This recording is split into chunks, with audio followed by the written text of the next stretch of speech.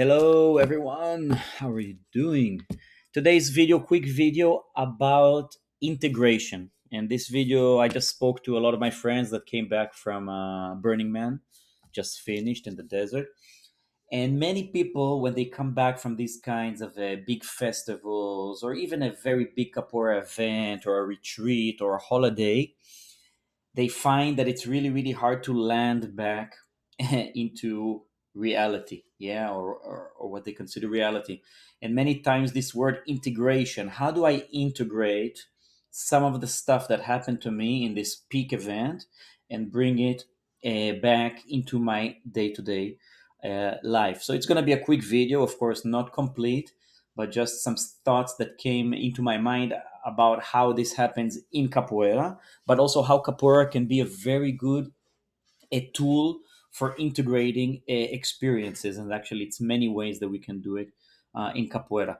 But before that, so what happens? Yeah, let's say I go now for this Burning Man experience, or I go for a really good capoeira weekend where I'm totally disconnected from my telephone, from the social networks. I'm surrounded by positive people. There is no judgment or less judgment.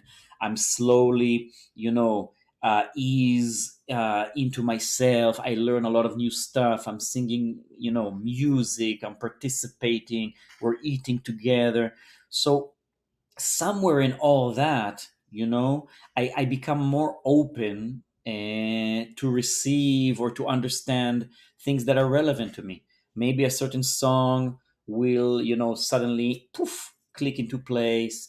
Or maybe as I'm dancing in a party, suddenly, something will happen and I will remember it. But since I'm in the moment, I won't have time to deal with it. But maybe I have a notebook, or maybe I make a note in my phone, or maybe I go with it a little bit so I won't forget about it. But then when I come back from this peak experience, I want to see what I can do with that, so it's not just forgotten. And many times it is just forgotten. Yeah, we go, we come back, we go, we come back, and we had maybe some thought, but we forget about it.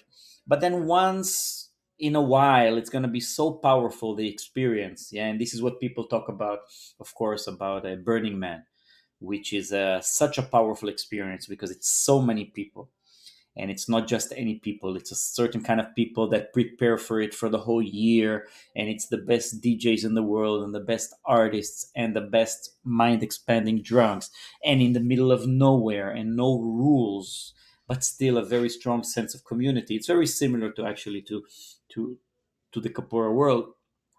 So many people that go there have a powerful experience. That's the whole difference. Yeah. Whereas in a smaller party, sometimes only one person or two people experience.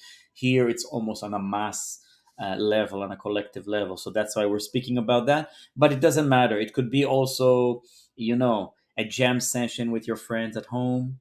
It could be a good book or a good movie, something that transcends you outside of your normal repetitive, sort of mindset, and suddenly there is another perspective. So that's what we're talking about here. Let's draw a little bit, yeah. So um, our reality is sort of a consisted of a loop. Some people draw it when you learn NLP, coaching, psychology. Each different models show it in a different way. I like to show it in a loop because I think it's very hard to already differentiate what happens first, what happens second, and it's constantly feeding itself because it's all happening inside our mind. So definitely there is a part of the senses, right, where we sort of get stuff through our senses.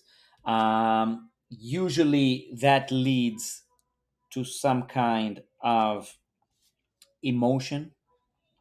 Not always we are aware of the emotions. Sometimes it can happen in a very split second because emotions are different chemical cocktails that are happening between all the parts of our brain, which that's a that we call it an emotion because that's the simple way to speak about something very complex that's happening very fast in our brain. The emotion starts to materialize into thoughts. thoughts are already something that's easier for our, you know, to understand. Usually our thoughts will decide our actions, our behaviors, the decisions we make. I don't know if I'm writing it right. Behaviors. That's not how you write behaviors. Actions. Hey Siri, remind me to learn how to spell in English. And usually our actions, they sort of form our reality, which is again connected to our senses. So there is a kind of loop here, right? We are constantly, and it sometimes we see something that arouses an emotion that creates a thought that makes us act. Yeah, but sometimes it's not so easy. Sometimes it starts the opposite around, or it's mixed. But anyway, it's very nice to see. So for example, how does capoeira now relate into this sort of loop? Since it's a loop, you can manipulate it from any station, right? So you can, for example, you don't have to start to manipulate it from the emotion. Sometimes it's really, really hard to get so deep and to understand our emotion. So when I want to break this loop or manipulate it or take it, it's actually not so much a loop. Think about it more like as a spiral, right? Think about it as an upward going spiral. So as I want to constantly sort of, improve my actions, improve my thoughts process, improve my emotion. When I say to improve, it's not from a place of good or bad or judgment, but obviously if I have a choice, I want to be feeling good emotions, right? Why would I choose to feel shitty? I want to feel good. Yeah. But in day-to-day life, sometimes I feel shitty. So that is the point where we're coming up to. How do I upwardly spiral, or how do I balance in a good place that I feel good, and how do I less and less find myself going down the spiral? So an easy place, for example, to interfere is with the actions, because we can control our actions. Even if we don't feel like doing something, we can force ourselves to do it, and then usually after we do it, suddenly we feel good, right? So this is where in coaching and a lot of psychology, they say start with the stuff that's easy. Clean your room, you know do the easy stuff, because once we start doing some positive actions, this can clear the way for some more for some positive emotions, which will start the spiral going with positive thoughts and lead to better actions over time. Okay.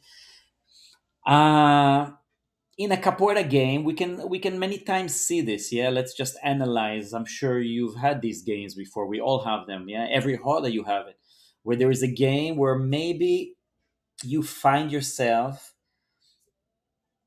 taking actions that you don't want to take. Maybe the game has escalated to a point of aggressiveness or even on the verge of violence. Yeah, how did we get here? And now, as I'm playing, I need to break this cycle. This is where the practice of capoeira helps you integrate these things later in life. Because if you can do it in a capoeira game, which is a very condensed, fast, intensive example of life, that is capoeira game. That's where the whole Volta Mundo philosophy comes in, right?